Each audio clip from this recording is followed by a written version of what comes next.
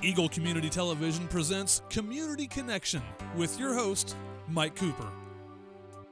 Hello and welcome again to Community Connection from Eagle Community Television. Thanks for watching. Thanks to our producer, Jeff Durall. We're at 415 West 17th at the site of, well, we can't really call it this old house, I guess. That's already taken. But a renovation project that was involved with Kris Munsch, Assistant Professor of Applied Technology at Fort Hays State University in the department or the Institute of Applied Technology. And we're back to do the follow-up and actually the completion of the project that Kris has been involved in, which took how long, Kris? What was the time frame? It took about a year and 2 months to do the whole thing, which wasn't bad.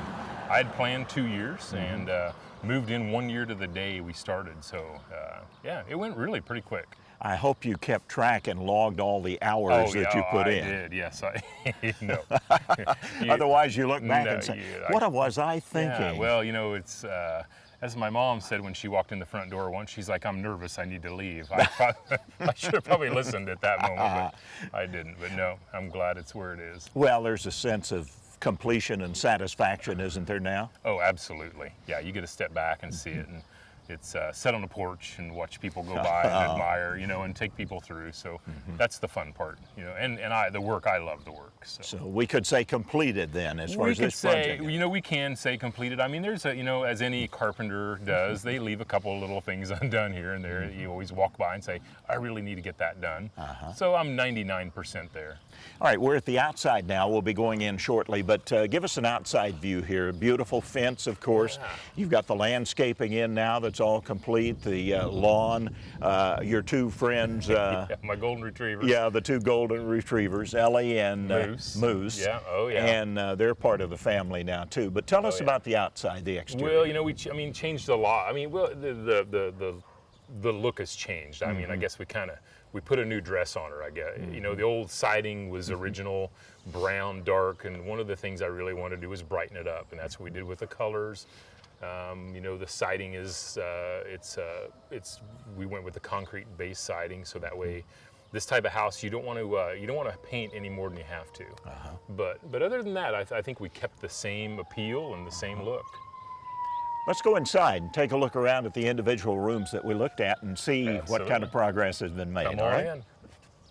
We are inside the home of Kris Munsch at 415 West 17. And the first impression, Kris, is incredible. It is really amazing the change that this house has undergone with your efforts over the last year and so. Yeah, I have to hear that from other people because I'm a critic of my own work. So when I walk in, I see the mistakes. I'm like, next time I could do this different, or I could do this better, or I could. So I appreciate when people walk through and like what we've done. You know, this was an effort of many people. I'm not sure if I was leading them or they were leading me, but you know, students at Fort Hays were involved. You know, some professionals in town came in and assisted, and it takes an army to raise a house like this. We are in what would be the living room, sitting room, kind of a sitting room parlor, yeah. And so it's, you know, when I first got the house, this wall here was actually taken out back in the 50s, and so one of the things I really wanted to do was put the dining room back where the dining room needed to be and have a sitting room. Not that and actually, believe it or not, I do sit in here every now and then. But you know, it was some of that stuff and some of this history. You have to go back and what did that wall look like, or what would it have looked like? And kind of either try to find that information or look at a lot of pictures, and you just try to rebuild it to make it match. Well, it's interesting. You've kept some of the old style, if you will, the wash bowl, the old fire extinguisher, and even the look of the furniture itself. Yeah, you know, it's one of the things, you know, it would be really easy to go buy all new furniture for this house, but one of the things, just like the old house, I really, I'm a little bit of a tightwad, I guess you could call it, but I guess you could say that. But you know, when you go into a project like this, you just really have to be frugal about how you're going to do it. Or you could spend hundreds of thousands of dollars. It could get away from you in a hurry. Totally. And so, but one of the things that has been fun is spending time out looking for old furniture and old things. You know, the little stand here with the wash bowl on, that came from up in St. Francis, Kansas. The chair set came from a lady in Topeka that I know. You know, the desk. Where'd the fire extinguisher come from? Actually, I found that in a crawl space in one of the houses I had redid over the years. So I just been kind of hauling that with me. The dining room table, actually, I found an ad where a couple up in Osborne County had tore down an old barn, and they had a bunch of barn wood, and I thought, I could use that for something. And so I went and got it and hauled it back here, and a couple hours and cutting and screwing and bolting, I ended up building a dining room table. And so, you know, everything, just as the house, everything has a story. I love the story more than I actually like the object itself. And an assembly of chairs came from various locations, looks like, too. They did. I was led from one place to another that actually led me to an old house north of Catherine, and up in the attic. I found the old chairs were stuck up there. I found an old brass bed, and then from there I was led to a barn that actually led me to an old 1952 Chevy step-side truck that I ended up. I'm telling you, it's been a journey. It's been a cool journey. Amazing. Yeah. And of course the rugs, they're not necessarily antiques, but they have kind of a traditional look to them, I think, Kris. Yeah. You know, I've got 2 golden retrievers, and so I thought, do I spend $1,000 on a real wool rug, or do I spend, you know, $120 on one that they could chew up if it so be? So I picked my battles. Yeah. The dining room area then, let's move to another location here in the house and take a look at that. Absolutely. We've moved to the kitchen with Kris Munsch, Assistant Professor of Applied Technology at Fort Hays State University, in his renovation project. And we are in the kitchen now, which immediately looks to be a mix of old and new, Kris. Yeah, you know, when you redo old houses, one thing I've learned is you can't hang back in the past too much, because it's not practical. It just doesn't work very well. You know, it has to be modern, has to be where you can use it. You know, a good example is the old stove. That's a 1952 Marriott O'Keefe Marriott that I bought from a little old lady in Fort Scott, Kansas, who bought that brand new and brought it here from California. You know, you have to be patient. It works perfectly, but you can't cook a big turkey in it. And when you turn on the oven, it has to be, you have to wait. It's just not like today's ovens. But I added in the mixes of old and new. You know, the kitchen sink, the same thing. It's that I had shipped here from New Hampshire, and I'd like to know how many of these have been hauled to the landfill over the years. And you know, you just try to blend things. And one of the things I wanted this kitchen to be was, number one, it has to be very functional. Not that I'll live here forever, but at the same time, you know, it has to be. I can see this house being a house we're entertaining a lot, and so we set it up to where cooking on this side, you know, dishwashing on this side. We did all the open exposed shelving where some people may walk in and go, I do not want, you know, I don't want my dishes showing. But it's extremely handy to have everything just where you grab it. No cupboards to open and no. And it's funny how many people come and tour the house. They look at that and they go, "Oh my goodness, I would love to have that." You know, but I don't think they don't think of doing it in their own homes. So. Well, and how many housewives had an O'Keefe and Marriott stove in their houses? I think they've told hundreds of thousands of them, probably. Yeah, absolutely. And it's neat, you know, it just really kind of, once I found that, it kind of set the tone of what this kitchen was going to be. Of course, you did upgrade with the refrigerator, dishwasher, and such as that. Absolutely, yeah. And flat screen TV. Oh, yeah, you got to have that. I mean, that's the first thing I put in, to be honest with you. Okay. Yeah, it was very motivating to get the rest of the work done. But just to review, the stove is a gas stove, right? It's a gas stove. It's all gas, yeah. Yeah, it has built-in salt and pepper shakers. You know, but then I went with a stainless steel hood. I mean, to try to, you know, to blend in some of the new, and it has to be functional, which I think we accomplished with this kitchen. Before we leave the kitchen, there's one item that you may not be able to see immediately, but Jeff's going to help us by swinging the camera up above us, where you see the kitchen lighting, which looks kind of familiar and yet a little bit unique, Kris. Yeah, somebody gave me 2 boxes of curd jars. What are you going to do with them? You know, I don't can cucumbers very often. Right? So I thought, it dawned on me one day. I was like, I thought this might be a creative idea, so I found some lighting, the wiring part of it, and just got creative and put these together. It's a real cool talking point. Well, and a tribute to your creativeness, Kris, is the use of the old copper piping to run the wiring and then hang the curved jars to it. Yeah, got to be resourceful. I spent more on those than the regular lights I would have bought. But you would have gone it's not always about money, it's about character. But again, a character that adds very much to the kitchen decor. So let's move on to the next one. We're on the second floor of the house at 415 West 17th with Kris Munsch, the creator of the innovative design that we're witnessing. And the first thing we have to focus on in the upstairs, Kris, is this huge window. Now, to begin with, it must have been a real chore to find new replacement energy efficient windows that size. Well, amazingly, it's not. I mean, you can get windows made to any size. It's you do your measuring correctly, and that's the side behind. If you don't measure them right, they're not going to fit. And so with 39 windows in this house, I measured them multiple times to make sure they were right. But yeah, that window is 8 foot. It's 8 foot in height, and I think that we were visiting a little bit. Whoever designed this house, that just lets in so much natural light. Yeah. You don't even really need lights in the stairway unless it's nighttime, but just because there's so much natural light.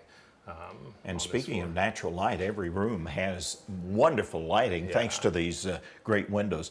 The upstairs on the second floor, then you've got the laundry room. Yes. The bath. Absolutely, yeah. Bathroom here. With the old style tub that you kept. Got to have that. Oh, absolutely, Gotta have a tub, yeah. Yeah, it was 4 bedrooms. We took the smallest bedroom, moved the laundry up where it needs to be. It's practical. And then we took a little bit of this room and added the walk-in shower. Kept the bathroom very much kind of designed a little along the kitchen, same colors. Tile matches, the style. The clawfoot tub, of course. It's a must in an old house like this. I don't know, you can't have an old house like this without it. And the bedrooms themselves kept the character, and that's I think what's cool about when you go back and think about the builders of this house. Each bedroom has its own style. They're not like a lot of houses today that are just bedrooms. The bedroom behind you, it has a fireplace. The bedroom over here, it has its own walkout patio porch. That's one of the 1% I'm not done. I need to screen that porch in. And then the bedroom in the southeast corner, a lot of windows, a lot of light, just a lot of style. So something they thought about back in those days was just a lot of character in these houses. That's an interesting point, that now all the bedrooms seem to be pretty much the same. You may have a master bedroom that's a little different, but these all individually have character. Yeah, and I wish more builders would do that today. When I started picking paint colors, I put a post on, I laid out my paint color choices on Facebook, and everybody's like, what is wrong with you? I mean, every color, I had multiple. And if you go through the house, I think there's 11 different colors in this house. And that is the back then. That's how they, a peach, a green, a yellow, every room had its own little look. So I really wanted to keep that. No wallpaper. I refused. I've stripped so much wallpaper in my lifetime. And no drapes either. All Venetian blinds. All blinds. That was one thing. I don't want drapes hiding the woodwork. The blind, the wool wood blinds really look nice. Was there a big challenge to the house? What was your biggest challenge out of it, Kris? Just keeping the perspective of taking little bites. I've done a lot of big projects, and this is the biggest, but it was overwhelming for me, the amount of work that had to be done. So just coming over here every day and saying, okay, this is what we're going to work on today, and it's going to lead to this, which is going to lead to this. All of it's, you do all of these things in all houses, but it's just you get an entire floor done here, you're thinking, yes, and then you got to go do a whole nother floor. So it can be very wearing. And in addition to that, of course, you were able to involve students from Forte State University. Could not have done it without them. I brought my students over here constantly from my classes. One of the things I believe in is books. Reading from a book is important, but you learn it for life if you come and you're actually here participating, seeing how this works. Nothing against new house builders, but my theory is anybody can build a new house, but not everybody's geared to restore an old house. You know, a new house is easy to wire, but there are a couple switches in this house that we spent 4 hours just fishing that one wire, just because we didn't want to tear into the walls. So, but it is you know, and I think if a student can learn how to restore an old house, which I would love to create a program at Fort Hays someday that's literally geared on restoring old houses. If you can do that, you can do anything. Well, and the practical approach that you're able to take by having these students on hand to see the actual thing happening as it progresses. Oh yeah, to come and talk about estimating, or how would you even begin to schedule a project like this, or, you know, I think in total I had 8 different students I hired to be a part of this. I brought all my classes here to see it, but hired and had them working for me. You know, those kids did plumbing, electrical, heating and air. You know, we sanded floors, we hung sheetrock. You know, it was always funny. They'd get here and I'd say, "Have you ever hung sheetrock before?" And they're like, "No." And I'm like, "Well, you're about to learn." And not in a square room, in a room that's just slightly crooked from over the years of settling. But. Kris Munsch, and we're on the second floor of the house at 415 West 17th. More coming up.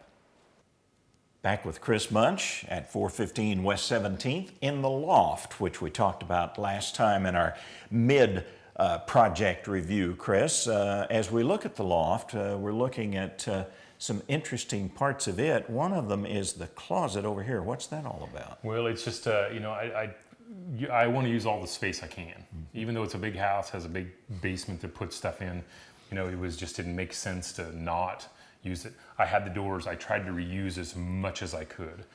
So I took the old doors with this door here, which is really cool. It's been gnawed on by a squirrel. He didn't fare too well, by the way. But, you know, that's the character, again, you add and try to put in, you know, the flair. One of the things about this loft I wanted to create, it was just keep it open and make it big. And that's, you know, when you think of lofts, that's what you think of. They're big and open spaces, and this is what I use as a master bedroom. You know, it's a space that I really thought I would be up here a lot. I thought, well, I'll come up here every evening, and it's like I come up here to sleep because, you know, I'm at the dining room table. I'm at the kitchen table. I'm on the front porch. I watch TV a third of what I used to. I see, just because I enjoy other parts of the house more. But you know, this was a fun. This is where we started. Day one when we pulled in here. You know, I handed every student a crowbar and I said that we're tearing out the attic first. And I'm telling you, when we tore those ceilings down, you know, the dirty 30s, the teens, all that dust was up here. But rebuilt this. The headboard on the bed is actually one of my kitchen doors. I just thought I could keep that flavor. One of the neat aspects, and one of the things I've learned over the years doing these old houses, is obviously heat rises, you know, which it's nice in the wintertime. You don't even hardly have to heat this space. But in the summertime, you have to keep the heat out, or you just can't even be up here. So this whole attic's it's encapsulated in isolene foam, which it's expensive, but if you don't do it, you know, you're just kind of wasting your time. So it's all isolene foamed. Kept the old wood floors the same. We got to talk about the ceiling too, because there's an interesting aspect to the ceiling.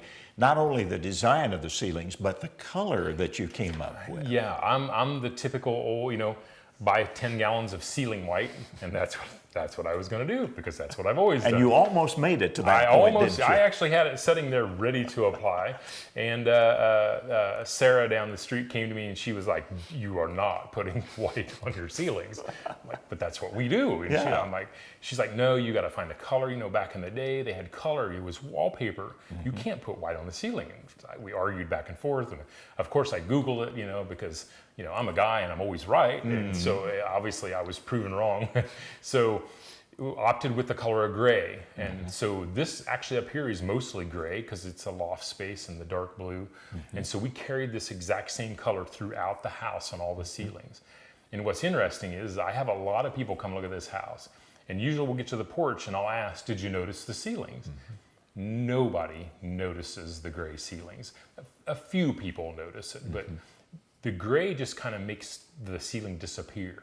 And that's what she's like, "I'm telling you, trust me." And so I did. And I will never paint another ceiling white again, never. And some of the aspects of it was to use the ceiling color in some locations that was a little lighter shade than the walls were. Yeah. Back in, what a lot of people do is they'll paint a room yellow and then they'll go 2 shades lighter on the ceiling, and they'll do that in every room.